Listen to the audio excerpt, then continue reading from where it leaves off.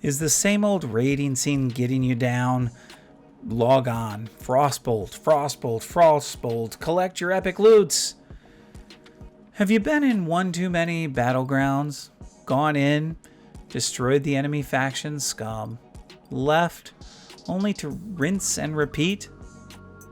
How many quests have you done? I bet it's been a fair amount.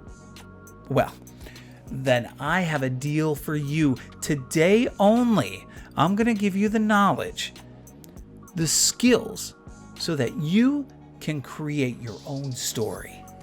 And it all comes with a cost of $0.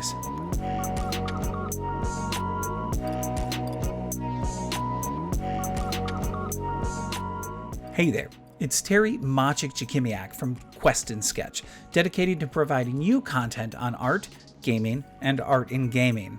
If you're new here, go ahead and click that subscribe button. Also, all the links that are mentioned in the video will be in the description below. Today, I wanted to share with you my top 10 tips for new role players. Now, understand these are my tips. If you're an experienced role player, you might have your own set of tips. Each of us views things a little differently. Also, this is specific to new role players. We'll get to the most annoying things that experienced role players do in a future video. All right, let's go ahead and get started. Number 1, know your basic lore.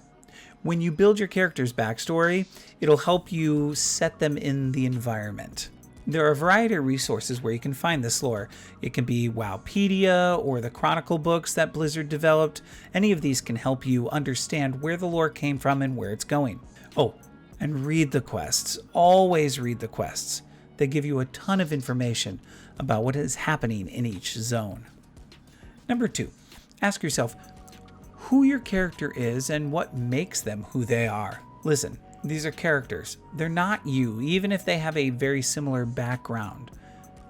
I mean, I'm pretty sure I play Tauren, but I've never been a towering bovine humanoid. As such, I've got to think about who their family is, who their mentors and mentees are, who their friends and connections are. All of these become important to how this character came to be who he or she was. A backstory doesn't have to be long, but it should be developed, and it should have enough information to provide you a chance to show your character when you roleplay. But remember to give your character some room to grow. If you fill everything out and don't let some things happen as you roleplay in the game, you're going to get bored with your character and you're going to want to stop. If you stick around till the end of the video, I have something that can kind of get you helped started creating your character's backstory. Number 3, give your character a purpose. I mean, if you're human and your entire family was destroyed by the Scourge, you might want to kill all of the undead, and this of course includes those vile Forsaken. Number 4, roleplay is collaborative storytelling. So remember to be open to playing off of what other people say. There was a tool in theater when we performed improv. It's called yes and. It means that we accept generally what other people propose. Now, if a Zandalari runs up to your Tauren and yells, "I look forward to milking you right now," you don't have to accept that. In fact, the sheer picture in my head is disgusting, so please don't accept that. But while you're conversing with a dwarf and they say, "And what do you think of my bucket of jelly sauce?" Well, there's no real loss in accepting the fact that they are holding a bucket of jelly sauce. You may not know what that jelly sauce is, but this roleplay will give you a chance to learn from it.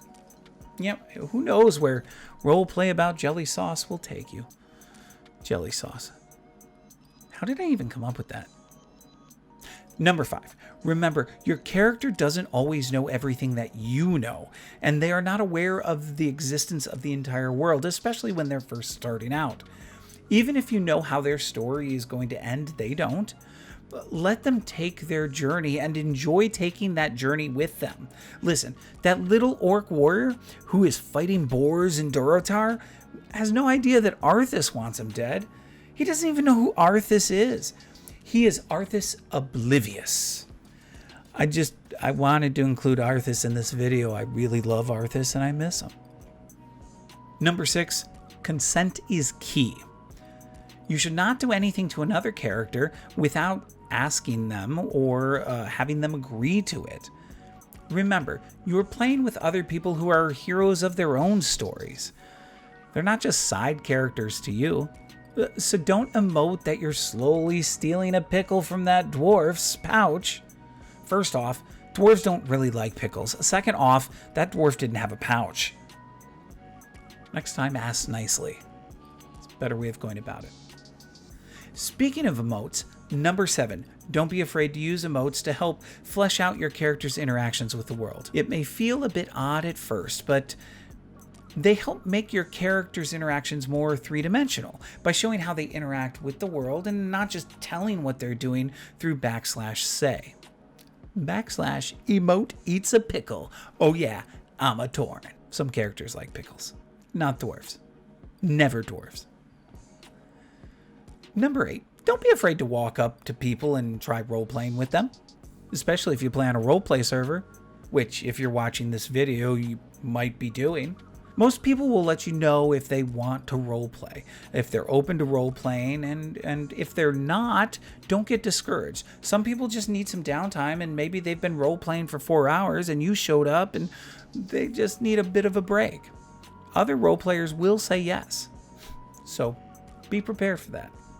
Number 9, be kind to other role-players and other players in general.